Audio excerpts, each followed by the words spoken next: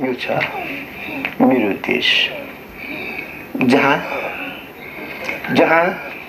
हिउँ परेको रातमा जुन धरतीलाई भेट्न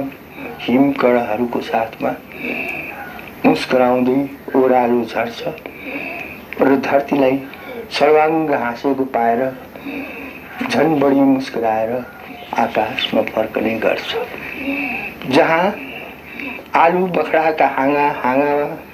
फुल्दछन् कुखुराका चल्लाहरू, जहाँ मृग मरीचिकापछि लाग्नेहरूको यादमा रुन्छन् ढुप्पी र सल्लाहरू, जहाँ 12 महिना मानिसका गालामा फुल्दछन् आडुका फुल, जहाँ मुटुको स्पन्दन झैँ उफी उफी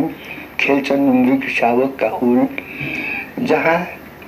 पहराबाट छहराले खोलामा हाम फाल्दछ,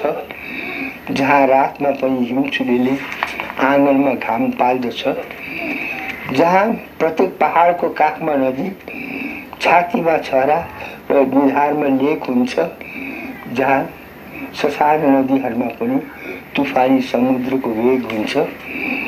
जहाँ बटुवालाई प्रत्येक झ्याङबाट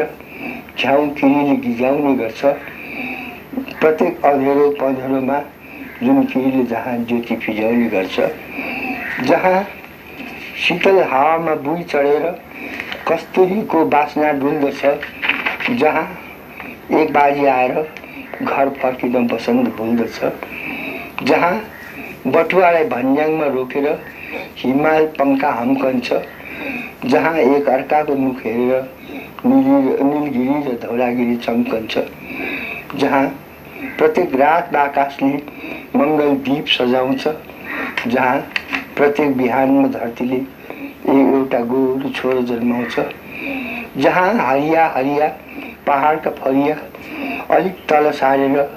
निर्मल स्वच्छ र न्यानो घाममा हिमालले सधैँ ढाड सेकेको हुन्छ। म जति टाढा भए पनि मेरो त्यही देशमा सधैँ मेरो मनले सपनामा पाइला